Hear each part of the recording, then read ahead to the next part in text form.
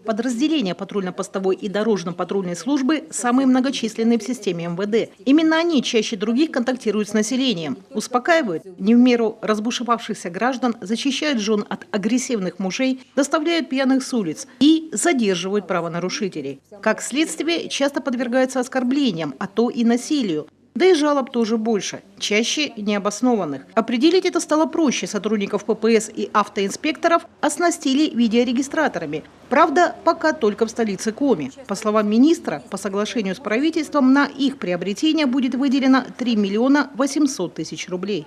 Мы на сегодняшний день смогли более-менее укомплектовать видеорегистраторами сотрудников ГИБДД, потому что они фиксируют административные правонарушения. Что касается сотрудников патрульно-постовой службы, на сегодняшний день такая система видеорегистраторов есть в городе Сыктывкаре, но ее недостаточно.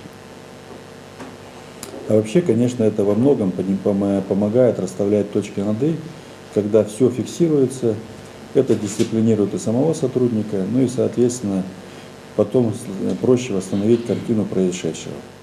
Своими наблюдениями с главным полицейским поделились общественники. Они в течение недели дежурили вместе с нарядами ДПС и ППС и убедились, насколько служба последних, как в той песне, и опасна, и трудна. В целом, ребята молодцы. Я честно скажу, не хочу просто сказать слова благодарности. Может быть, умышленно, специально такого хорошего экипажа нам дали.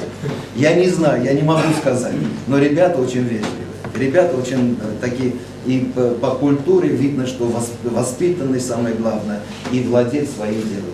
Нам бы общественникам хотелось, чтобы сотрудники полиции работали в более комфортных условиях. Потому что понимаем, что денег выделяется немного, но при такой работе, при таком напряжении психологическом и физическом, которое они испытывают, они достойны других условий работы.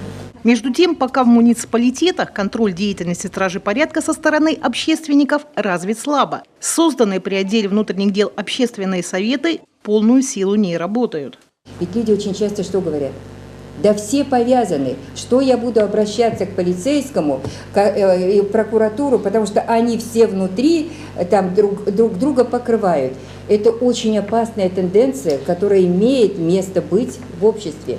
А значит, именно благодаря действиям общественников, общественным советам на местах можно эту ситуацию изменить. Ну, во всяком случае, есть такая надежда. Контроль не единственная задача. В охране правопорядка людям в погонах могут помочь и представители территориальных органов самоуправления. Ведь активные жители могут быть и дружинниками, и внештатными сотрудниками полиции. Тем более, что ТОСы могут рассчитывать на финансовую помощь государства в виде грантов и на проекты по организации безопасности на своей территории. Наталья Литкевич, Артем Соколов, Игорь Игнатов, телеканал Юрган.